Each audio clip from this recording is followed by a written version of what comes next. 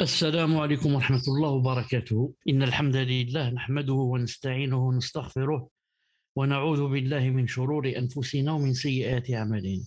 من يهده الله فهو المهتدي ومن يضلل فلن تجد له وليا مرشدا. وأشهد أن لا إله إلا الله وحده لا شريك له، وأشهد أن محمدا صلى الله عليه وسلم عبده ورسوله.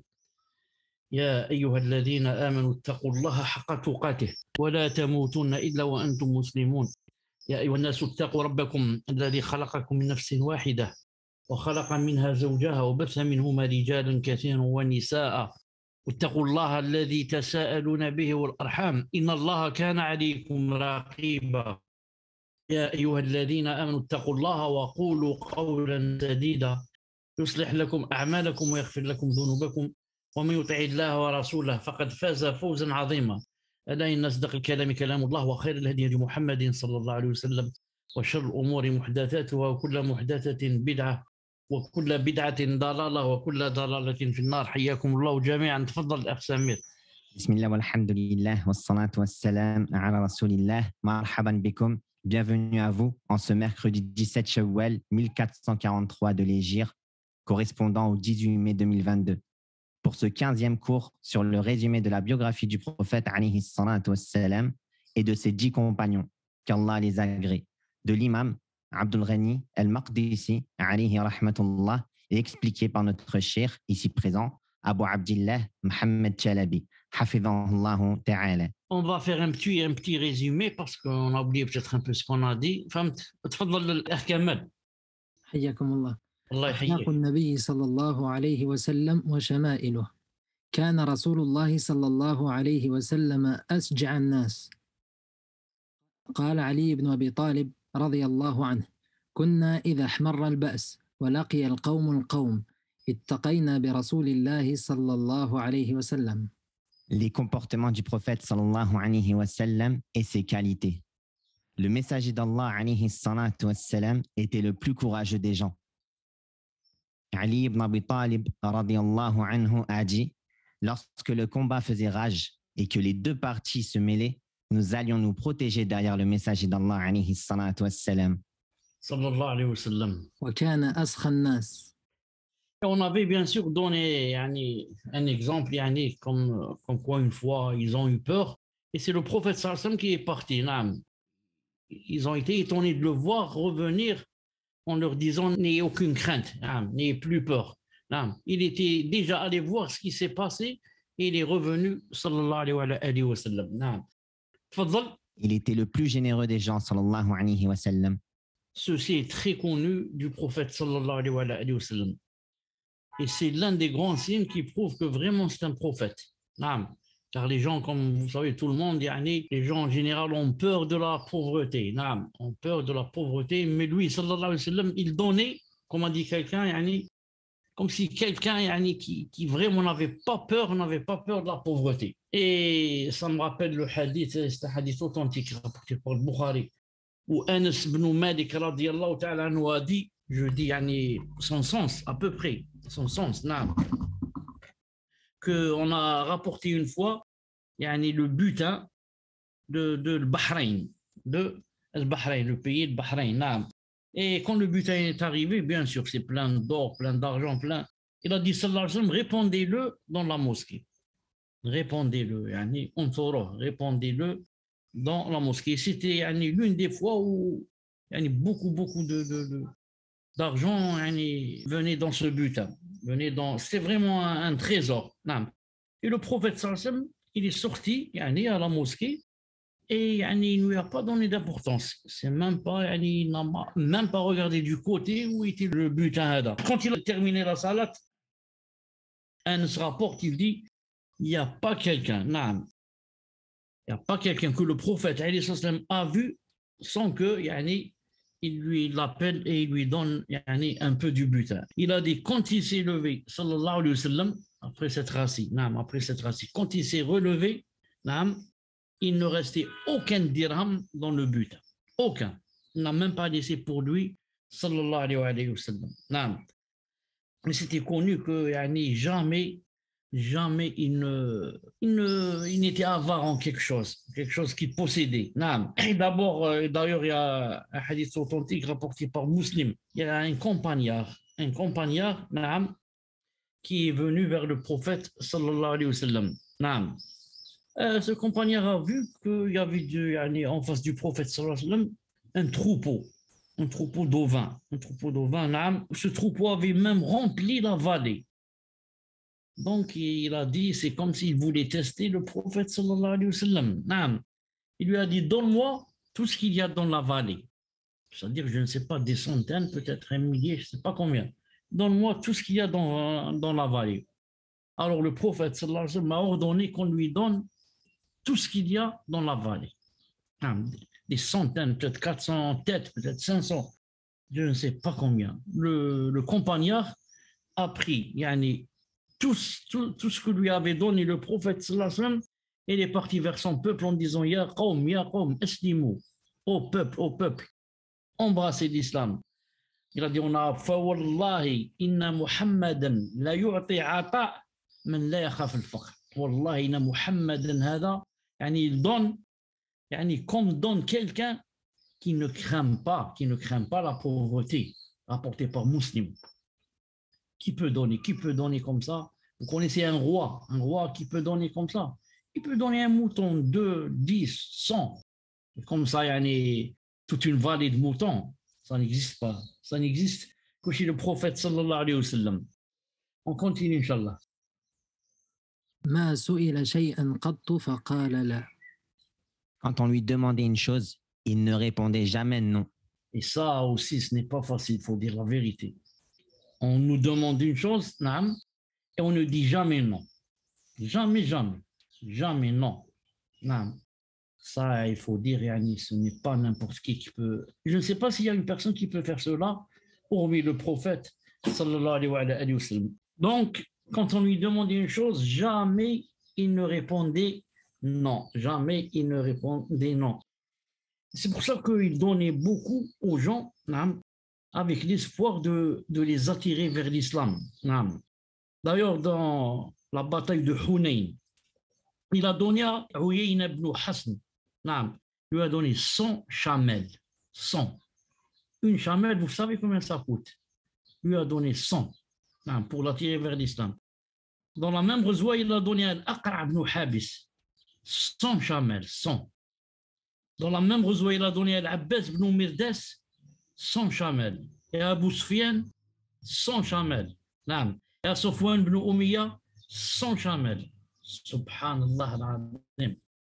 Regardez, pour tout cela, pourquoi? Pour attirer les gens vers quoi? Vers l'islam. Vers l'islam. Et celui qui est musulman, c'est pour lui renforcer, Inch'Allah ta'ala, la foi dans son cœur. Et il y a un hadith authentique où une femme, est venue une fois chez le prophète sallallahu alayhi wa sallam. Elle lui avait tissé une tunique, ou une abaya, on appelle maintenant une abaya, spécialement pour lui. Elle a dit à Rasulallah, je te donne cette tunique pour t'habiller avec. Le prophète alayhi salam l'a prise et il en avait besoin. Il en avait besoin. Alors, quelqu'un qui était avec lui parmi les Sahaba, a vu ce que lui a donné la femme. Il lui a dit à Rasulallah, comme elle est belle, cette tunique, donne-la moi, je m'habille avec. Donc, le prophète, sallallahu alayhi wa sallam, qui ne disait jamais non quand on lui demandait une chose, il la lui a donnée. Il lui a donné la tunique. Ensuite, quand il s'est levé, le prophète, quand il s'est levé, les compagnons qui étaient avec lui ont reproché à cet homme d'avoir fait cela et de lui avoir demandé de lui donner la tunique. Ils lui ont dit, tu n'as pas fait bien, car tu as vu que le prophète sallallahu alayhi wa sallam l'a prise car il en avait besoin. Car il en avait besoin. Ensuite, tu lui as demandé qu'il te la donne. Et tu sais, lui ont dit comme ça, et tu sais que jamais il ne refuse quand on lui demande une chose. Il a répondu, ce compagnon, il a répondu, moi, yani, je l'ai prise, j'ai espéré sa baraka. Naam. J'ai espéré sa baraka, car le prophète alayhi salam l'a mise et l'a enlevée quand je lui ai demandé, bien sûr. Donc, j'ai espéré que yani, sa baraka reste yani, dans cette tunique. Comme ça, j'espère m'ensevelir yani, dans mon cercueil quand je vais mourir avec. J'espère m'ensevelir avec, yani, dans mon cercueil quand je vais mourir. Donc, le sahabi a dit que ma cause, c'était pas yani, comme ça, yani, je la voulais parce que je la voulais. Non, j'avais un but. J'avais un but. C'est que quand je meurs, on va me mettre dans le cercueil. Non, je vais demander qu'on me couvre avec. Qu'on me couvre avec. Sallallahu alayhi wa sallam. Tfadal. وكان أحلم الناس صلى الله عليه وسلم. Il était le plus indulgent des gens, alayhi salatu wassalam. Il y a un hadith dans Sahih al-Bukhari, aussi rapporté d'après Anas ibn Malik radiyallahu ta'ala anhu, qui a dit, il a dit, je marchais aux côtés du prophète sallallahu alayhi wa sallam, et il portait une abaya, un qamis, disons, de Najran, une ville du sud d'Arabie. Il a dit, elle était khashina, ghalida, elle n'était pas douce. Il a dit, ensuite, un campagnard s'est joint à nous. Il l'a pris, ce campagnard a pris le prophète sallallahu alayhi wa sallam, par cette tunique ou cette abaya, il l'a tiré vers lui avec violence. Je pense par le cou, par le col. Il a dit, a dit, j'ai regardé l'épaule du prophète sallam, le haut de l'épaule, au bas du cou. J'ai vu que quand il a tiré comme ça, il lui a laissé une marque sur mon rouge, une marque comme ça sur sa peau, tellement il l'a tiré avec brutalité. Ensuite, il a dit, ya Mohammed, dis-leur qu'il me donne de ces biens-là, les biens d'Allah subhanahu wa ta'ala, ça veut dire que ça t'appartient pas tout ça, c'est-à-dire les butins, etc. Il a dit, je me suis alors retourné vers le prophète islam. J'ai trouvé qu'il riait. Ensuite, il a dit, donnez-lui ce qu'il a demandé. Donc, regardez, quelqu'un qui n'a, je ne sais pas c'est quoi son importance comparé au prophète sallallahu alayhi wa sallam. Il le tire avec violence de par le col. Il lui dit, donne-moi, ça ne t'appartient pas ces choses, donne-les-moi, ça appartient à Allah. Ensuite, ça appartient à Allah, tu prends tout ça tout seul. Le prophète sallam a ri et il a ordonné qu'on lui donne. Mais je ne pense pas qu'il y ait quelqu'un qui puisse faire cela, à part lui, sallallahu alayhi wa sallam. Et d'après Zayd ibn Arqam, radiyallahu ta'ala anhu, qu'un homme parmi les Yahouds a ensorcelé le prophète sallallahu alayhi wa sallam. Et le prophète alayhi wa sallam s'est plaint beaucoup de jours. Alors Jibril alayhi salam est venu et lui a dit, il y a un homme parmi les Yahouds qui t'a ensorcelé. Il t'a fait des nœuds et ces nœuds se trouvent dans tel et tel puits. Il lui a cité le puits. Le prophète alayhi salam il a envoyé celui qui a ramené ce sihr, c'est des cheveux dans un peigne. Ensuite, c'est-à-dire il a envoyé son cousin Ali et son gendre. Il a ramené ça, le sihr. Le prophète alayhi salam a annulé son effet. Ensuite, il a dit, Zayd a dit, il s'est levé alayhi salam, c'est comme s'il venait de il avait des chaînes, il venait de se déchaîner. Il a enlevé les chaînes. Allah il s'est relevé, juste il a annulé l'effet, il s'est relevé. Le témoin, qu'est-ce qu'il a dit? Il a dit, il n'a jamais parlé de ce Yahoudi, ni il l'a vu jusqu'à sa mort. Sallallahu alayhi wa sallam. Et ça rentre dans quoi? Pas il m'a fait, donc je lui ai fait. Il m'a fait cela, donc je l'emmène en prison. Non, l'indulgence. Non. Il n'a même pas cherché à le voir jusqu'à ce qu'il soit mort, sallallahu alayhi wa sallam. Tout ce qui l'a intéressé, c'est d'annuler l'effet de ce sihr. Je crois en lisant Mu'awwidat, Qul a'udhu bi rabbil falaq, Qul a'udhu bi rabbin nas. Naam.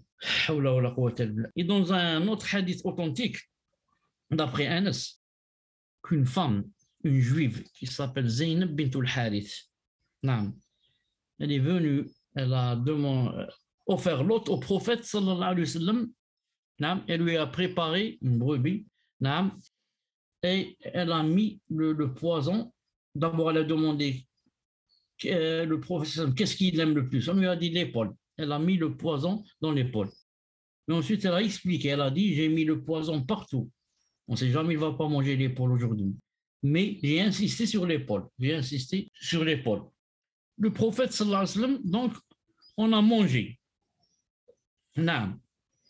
Dans un autre hadith authentique, rapporté par Muslim, il a dit que l'épaule m'a informé. C'est l'épaule qui a parlé elle-même. Elle a dit, attention, il y a du poison. Et attention, il y a du poison dans l'épaule. Il a dit, sallallahu alayhi wa sallam, il a jeté ce qu'il avait dans la bouche, il s'est relevé et il a demandé Annie qu'on ramène cette femme. Naam. Il lui a dit, pourquoi tu as fait cela? Naam. Elle a dit, j'ai voulu te tuer. Naam. Le prophète a dit, Allah ne te laissera pas faire cela. Allah ne te laissera pas faire cela. Car Allah Ta'ala dit dans le Coran, Wallahu ya'simuka minan nas, et Allah te protégera des gens. Ali a dit, Ya Rasulallah, est-ce que je la tue? Il a dit non. Ensuite, il a dit, Ali a dit, il a dit, depuis ce jour, je n'ai pas cessé de voir la trace du poison dans la bouche du prophète sallallahu alayhi wa sallam jusqu'à sa mort. Jusqu'à sa mort. Et subhanallah, il n'a pas demandé à ce qu'on tue cette femme. Mais c'est rapporté dans d'autres hadiths qu'elle a été tuée. Elle a été tuée pourquoi? Parce qu'un autre a mangé avec le prophète sallallahu alayhi wa sallam. Et cet autre est mort. Donc quelqu'un qui tue quelqu'un, on doit le tuer. Donc on l'a tué pas à cause du prophète alayhi wa sallam, mais à cause du sahabi qui a mangé avec le prophète sallallahu alayhi wa sallam. Et le prophète alayhi wa sallam ne cessait de dire à Aïcha, tout le temps lui disait, je sens toujours la douleur de ce poison que j'ai mangé. Et certains ont dit comme Ibn al-Qayyim, ils ont dit le prophète alayhi wa sallam est mort martyr. Comment martyr? Ils ont dit, c'est ce sihr qui a été la cause, de jour en jour, ça se compliquait de jour en jour. Il a dit, il est mort, sallallahu alayhi wa sallam, par l'effet de ce poison. Ça, c'est la parole de Ibn al-Qayyim, rahimahullah ta'ala. Et vous savez que le prophète, sallallahu alayhi wa sallam, ça lui est arrivé dans Sahih al-Bukhari, qu'on l'a blessé au front, dans une bataille. Et que le sang a commencé à couler sur son visage. Et on lui a dit, Ya Rasulallah, Ud'ullah alayhim, invoque Allah Ta'ala sur eux. Invoque, Ya Rasulallah, si tu invoques, tu es exaucé à la minute. Naam, invoque sur eux. Qu'est-ce qu'il a dit, sallallahu alayhi wa sallam?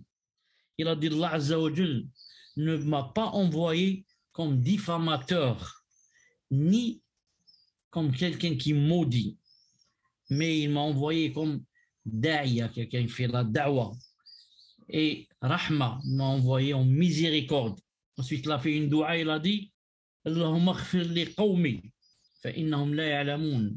Ya Allah, pardonne à mon peuple, car ils ne savent pas. Subhanallah, on lui demande de faire des doigts contre eux, il fait des doigts pour eux. Certains ont dit, ce qui est étonnant, c'est que ce hadith est rapporté par le Bukhari, ce qui est étonnant dans ce hadith, c'est que ce n'est pas permis de demander la maghfira, que de la pardonne à un kafir. Et pourtant, il a dit Allahumma ighfir li qawmi fa innahum la ya'lamun. Pardonne-leur. Les savants ont dit, quand le prophète a dit Ya Allah, ighfir lahum, parce qu'ils ne savent pas, il a dit, ça veut dire, il a demandé à Allah qu'il les guide vers l'islam. Comme ça, s'ils embrassent l'islam, il leur sera pardonné ce qu'ils ont fait. Mais il n'a pas demandé directement le pardon, car ce n'est pas permis de demander à Allah de pardonner à un kafir. Mais c'est permis de lui demander de le guider, par exemple. Ou alors de le guérir, c'est des malades. Mais pas de lui pardonner les péchés. نعم. Et d'après Abu, ça c'est un hadith rapporté par le Bukhari. Il y a aussi un autre hadith rapporté par le Bukhari que Abu Huraira radiallahu ta'ala anhu a dit, il y a Tufayl ibn Amr qui est de la tribu de Abu Huraira. La tribu d'Abu Huraira, ça s'appelle Daws. C'est pour ça qu'on dit Abu Huraira Dawsi. La tribu de Daws. Donc Abu Tufayl est venu vers le prophète alayhi salam. Il a dit ya Rasulallah, inna Dawsan, c'est-à-dire ma tribu, elle désobéit à Allah subhanahu wa ta'ala et elle ne veut pas entrer en islam. Fais des doigts contre eux. Ya Rasulallah, j'ai essayé, mais je n'arrive pas. Ils ne veulent pas obéir à Allah subhanahu wa ta'ala, ils ne veulent pas aussi embrasser l'islam, fait des doigts contre eux. Qu'a dit le prophète islam? Quel doigt a-t-il fait contre eux? Il a dit Allahumma, oh Allah, naam, ihdi dawsan wa ati bihim, ihdi dawsan, naam, guide Daws. Vous me demandez que je fasse des doigts contre eux, que Allah les maudisse, que Allah les rentre en enfer, ceci, cela. Moi je fais le contraire. Ya Allah, guide-les. Et fais-les venir vers moi. Naam. Et juste un jour ou deux après, ils sont venus vers le prophète pour lui dire qu'on est venu embrasser l'islam et rentrer dans cette religion. Chauffe les doigts, Allah ibarak, et regardez l'indulgence du prophète sallallahu alayhi wa sallam. تفضل. وكان أشد حياء من العذراء في خدرها لا يثبت بصره في وجه أحد. Il était plus pudique qu'une jeune vierge dans sa chambre et il ne maintenait pas son regard face au visage de quelqu'un, alayhi salatu wassalam. Autrefois, c'était connu que les jeunes filles restaient dans leur chambre, ne sortaient pas pour se mêler aux gens. S'il y avait des gens, par exemple, là, des hommes qui venaient dans la maison là, mais elles restaient enfermées dans leur chambre. C'est pour ça qu'on donne l'exemple de la vierge dans sa chambre. On dit il n'y a pas plus pudique qu'elle. Et sallallahu alayhi wa sallam était plus pudique qu'une jeune vierge dans sa chambre. D'ailleurs, il ne pouvait pas maintenir son regard face au visage de quelqu'un, pas de quelqu'une, quelqu'un. Avec un homme, il ne pouvait pas le voir comme ça dans son visage. Pourquoi? Tellement il était pudique, sallallahu alayhi wa sallam.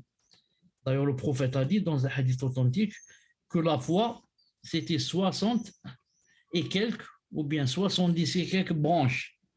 La foi, ce n'est pas une seule branche, c'est 70 et quelques, 60 et quelques. La plus haute branche, c'est la ilaha illallah. La plus basse, c'est d'enlever quelque chose qui gêne dans la route ou dans la rue. Quand on marche, on trouve par exemple des épluchures de bananes, on trouve quelque chose sur laquelle la personne peut glisser, on l'enlève en espérant la récompense d'Allah subhanahu wa ta'ala. Ça rentre dans quoi? Ça rentre dans une des branches de la foi, une des branches de l'iman. Donc, il ne faut pas dire ça, c'est rien. Peut-être ça va être la cause de faire entrer au paradis. Ensuite, il a terminé le hadith, il a dit وَالْحَيَاءُ شُعْبَةٌ مِنْ إِيمَانٍ. Et la pudeur, c'est une des branches de l'iman. C'est pour ça, plus la personne est pudique, plus sa foi est masha'Allah. Plus la personne n'est pas pudique, il peut dire des choses, des gros mots, peut se dénuder, peut être habillé en court, ça veut dire que c'est l'iman qui est faible. L'iman, il est faible. Plus il y a l'iman dans le cœur, plus on devient pudique. Au point on peut même pas lever le visage. Non. C'est pour ça que d'après le hadith d'Abdullah ibn Omar radiyallahu ta'ala apporté dans Bukhari et Muslim, que le prophète sallallahu alayhi wa sallam, et il est passé devant quelqu'un parmi les Ansar, alors que cet Ansar, qu'est-ce qu'il était en train de faire? Il était en train de faire des reproches à quelqu'un en lui disant Smahli, mais tu es trop pudique. C'est pas comme ça. Pourquoi? Cette personne était trop pudique. Alors lorsqu'il lui faisait comme ça, il lui donnait des nasiha, il lui dit c'est pas comme ça, il faut pas être pudique à ce point. Que lui a dit le prophète? Il a dit da'hu, c'est-à-dire laisse-le. فإن الحياء من الإيمان. Il a dit laisse-le. Là, le fait qu'il soit pudique comme ça, c'est une preuve de l'iman. Ça vient de l'iman. Donc, tu veux toi le pousser à ce qu'il diminue de l'iman ou quoi?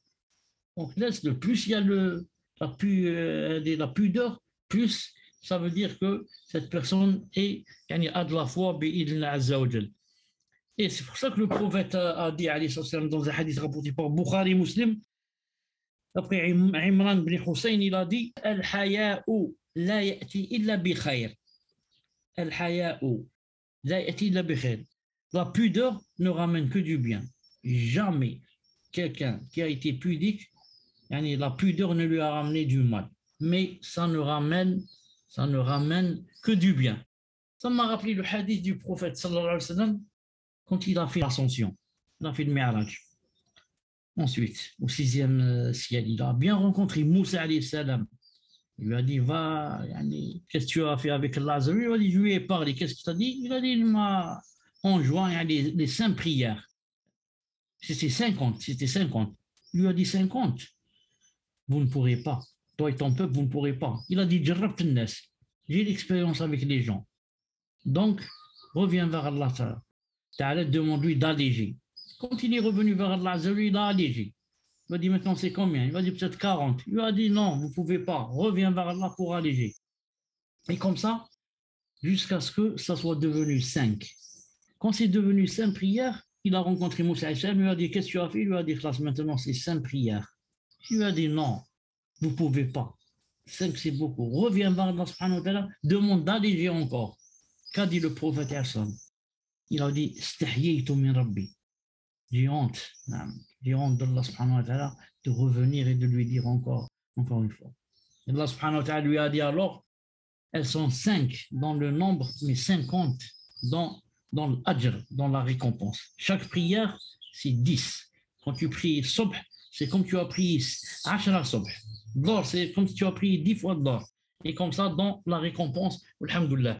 Donc, la pudeur ne rapporte que du bien. Et c'est un signe de la foi.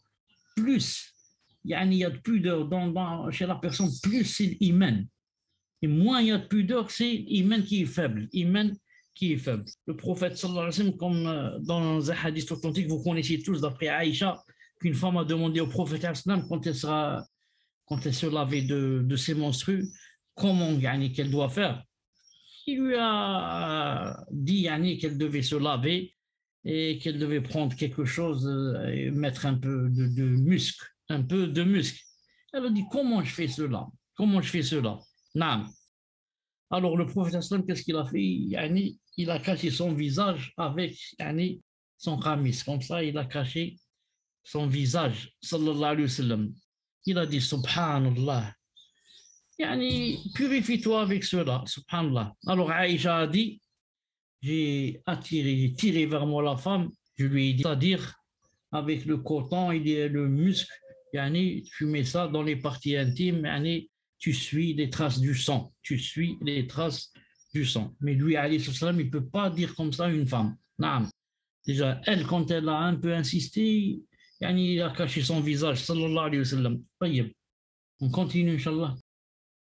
وكان لا ينتقم لنفسه ولا يغضب لها إلا أن تنتهك حرمات الله فيكون لله ينتقم وإذا غضب لله لم يقم لغضبه أحد. Il ne vengeait jamais sa personne et il ne se mettait pas en colère pour lui-même. Mais quand on bravait les interdits d'Allah, alors il se vengeait pour Allah. Et quand il se mettait en colère pour Allah, personne ne pouvait s'y opposer. Naam, subhanallah al-azim. Regardez comment il joint ces deux choses. Il ne vengeait jamais sa personne. Jamais. Il dit, si cette chose me touche, mal, je pardonne. Non, il ne se mettait jamais en colère pour lui-même. Par contre, si on bravait les interdits d'Allah subhanahu wa ta'ala, et on enfreignait par exemple les interdits, alors il se mettait en colère et se vengeait pour Allah subhanahu wa ta'ala. Et quand il se mettait en colère pour Allah azza wa jal, c'est pas la peine d'insister. Personne ne peut s'y opposer. Sallallahu alayhi wa sallam. C'est pour ça que le prophète sallallahu alayhi wa sallam, dans un hadith rapporté par Muslim, il a dit à un sahabi qui est venu le voir, qui s'appelle Ashij Abd Qais, la tribu de Qais est venu vers le prophète sallallahu alayhi wa sallam. Il y a quelqu'un qui s'appelle Ashij. Alors, quand ils sont arrivés chez lui, tous sont descendus de leur monture et ont couru vers le prophète sallallahu alayhi wa sallam. Sauf l'Ashaj, qui est descendu tout doucement. Il est allé se laver, il a mis ses beaux vêtements, il est parti vers le prophète alayhi salam. Alors, le prophète alayhi salam lui a fait la remarque. Il lui a dit, tu as deux qualités que Allah Ta'ala aime. Il a dit, c'est quoi, ya Rasulallah? Il lui a dit, al-hilm ou al-anat. Al-hilm, l'indulgence et la pondération. Al-hilm, ou al-anat est le fait de ne pas t'empresser. Le fait que la personne ne s'empresse pas. Il n'y a pas une personne qui s'empresse sans qu'elle ramène du mal. Surtout dans les décisions. Alors, du tac au tac, comme on dit. C'est toujours, il va se ramener du mal. Mais toujours, il faut dire, non, je vais d'abord réfléchir, je vais faire l'istikhara, je vais attendre pour mieux voir. Et comme ça. Et ça ne rapporte que du bien, mais celui qui veut répondre du tac au tac, toujours il perd. La plupart du temps, il se trouve dans des problèmes. Il ne réfléchit pas, il suit seulement les passions ou les sentiments qu'il a dans le cœur. Et il y a un autre hadith, du prophète sallallahu alayhi wa sallam, hadith que vous connaissez tous, comme quoi le prophète sallallahu alayhi wa sallam un jour était avec les compagnons, ils sont arrivés dans un endroit comme ça où il y avait quelques arbres, les sahaba sont allés au-dessous des arbres pour à cause de l'ombre, il faisait chaud, et le prophète sallallahu alayhi wa sallam s'est endormi aussi sous un arbre. Il s'est réveillé, il a trouvé que quelqu'un avait pris l'épée du prophète alayhi salam qu'il avait accrochée sur une branche, il a dégainé, mais il a dit, qui peut t'empêcher de moi? Qui peut t'empêcher de moi? Naam. Il lui a dit Allah. Naam. 3 fois. Allah. Ils ont dit que, subhanallah, l'épée est tombée de la main de cette personne. Ensuite, le prophète sallam l'a prise. Elle lui a dit, et toi, qui peut t'empêcher de moi? Que lui a dit cet homme? Il lui a dit, sois le meilleur de ceux qui prennent l'épée, c'est-à-dire pardonne-moi. Sois les meilleurs de ceux qui prennent l'épée, c'est-à-dire ils prennent l'épée mais ne tuent pas avec, c'est-à-dire pardonne-moi. Il lui a pardonné. Alors que cette personne voulait tuer le prophète sallallahu alayhi wa sallam, mais il ne s'est pas vengé. Non, il ne s'est pas vengé. Au contraire, il lui a montré c'est quoi le fait d'être indulgent billah ta'ala. Et comme ça l'attire, Inch'Allah ta'ala, vers le din, ça l'attire vers le din bi'idhnillah ta'ala. Non, on continue. والقريب والبعيد والقوي والضعيف عنده في الحق واحد. Non. Le proche parent et l'éloigné, le fort et le faible sont pour lui égaux par rapport au droit. Beaucoup de nous, si la personne est forte, elle a un statut. Mais si elle est faible, elle a un autre statut avec nous, une autre position. Si la personne est riche, c'est une chose. Si elle est pauvre, c'en est une autre. Et comme ça, on va voir si la personne c'est qui, c'est un parent proche. On pardonne, on ferme les yeux. C'est un éloigné. On lui fait ceci et cela. Elle dit c'est chez nous, pas chez le prophète sallallahu alayhi wa sallam. Pour lui, tous étaient égaux par rapport au droit. Égaux. C'est pour ça qu'il a dit dans le hadith authentique. Wallahi, ça je jure par Allah. لو أن فاطمة بنت محمد سرقت لقطعت يدها. Je jure par Allah que si Fatima, la fille de Mohammed, vole, ou bien elle avait volé, je lui aurais coupé la main. Il a dit Fatima bint Mohammed, parce qu'il avait dit seulement si Fatima avait volé, peut-être certains vont dire qu'il parle de Fatima, par exemple, bint Qais, une autre sahabiya. Non, il a dit bint Mohammed, je parle de ma fille. Et le prophète islam s'est mis en colère, par exemple, lorsque ses épouses lui ont demandé un nafaq à la dépense. Et il s'est éloigné pendant 1 mois. Il n'a pas dit ce sont mes épouses. Donc, même ses épouses, si elles font des choses qui, pour lui, ne se font pas, il montre que c'est faux, même s'ils sont vraiment proches pour lui. C'est pour ça qu'il s'est mis en colère contre Oussama. Pourtant, qui est Oussama? Hibbu Rasulullah, celui qu'il aimait vraiment. Et pourtant, il s'est mis en colère contre lui lorsqu'il est venu intercéder pour le Makhzoumiya, une femme de Makhzoum qui avait volé, et certains ont dit elle ne volait pas, mais quand on lui donnait des choses en amana, quand on lui dit rends la amana après un mois ou là, elle dit vous ne m'avez pas donné ou bien je l'ai rendu. Alors il lui a dit, ils ont dit, il lui a coupé la main. Alors il a voulu lui couper la main, Oussama est venu, on l'a envoyé comme quoi tu es le proche du prophète Aslam, le plus proche même, alors va intercéder. Il s'est vraiment énervé contre lui, il s'est mis en colère. Il lui dit, si c'est quelqu'un de femme, si c'est quelqu'un de pauvre là qui vole, on lui coupe la main. Mais si c'est quelqu'un de shérif, et bien placé ou là, on ne lui coupe pas. Il a dit, ne refais jamais cela. Il s'est aussi mis en colère une fois contre Oussama aussi, quand il a tué quelqu'un qui a dit La ilaha illallah pendant une bataille. Il a dit La ilaha illallah, il l'a tué. Il lui a dit Oussama, tu l'as tué après qu'il dit La ilaha illallah. Il lui a dit Rasulallah, il a dit ça seulement parce qu'il a eu peur que je le tue. Il lui a dit ça, tu as ouvert sa poitrine. Tu as vu ce qu'il y avait dans son cœur, qu'il avait vraiment fait cela pour cela. Ensuite, il s'est vraiment énervé contre lui. D'ailleurs, il s'est aussi énervé contre Khalid ibn al-Walid, radiallahu ta'ala anhu. Aussi dans une bataille, il est arrivé vers des gens, qui a commencé à tuer, à s'entretuer. Ils ont dit Saba'na, Saba'na. Saba'na, ils ne savaient pas dire, on veut, ou là on est rentré en islam. Ou là on dit La ilaha illallah, ils ne savent pas. Ils ont dit Saba'na, ça veut dire on a quitté la chose sur laquelle on était vers la nouvelle religion. Il les a tués. Il les a tués. Quand le prophète a eu vent de cela, il a levé les mains vers le ciel. Il a dit Ya Allah, je me désavoue de ce qu'a fait Khalid ibn al-Walid. Je me désavoue de ce qu'a fait Khalid ibn al-Walid. Et alhamdoulilah, il n'a pas dit je me désavoue de Khalid ibn al-Walid, mais de ce qu'a fait Khalid ibn al-Walid. Comme Allah Ta'ala a dit dans le Coran, فَإِنْ عَصَوْكَ فَقُلْ إِنِّي بَرِيءٌ مِمَّا تَعْمَلُونَ. C'est pas إِنِّي بَرِيءٌ مِنْكُمْ, mais مِمَّا تَعْمَلُونَ. S'ils te désobéissent, dis je me désavoue de ce que vous faites. C'est pas je me désavoue de vous. Quoi, Khalid ne l'a pas fait exprès, radiallahu ta'ala, mais il n'a pas compris qu'il voulait dire avec le mot saba'na, le verbe, qu'ils allaient entrer en islam. Et il les a exterminés. Donc il s'est mis en colère contre lui. Radiallahu ta'ala anhu. Et il s'est mis aussi en colère, sallallahu alayhi wa sallam, contre son gendre et son cousin Ali.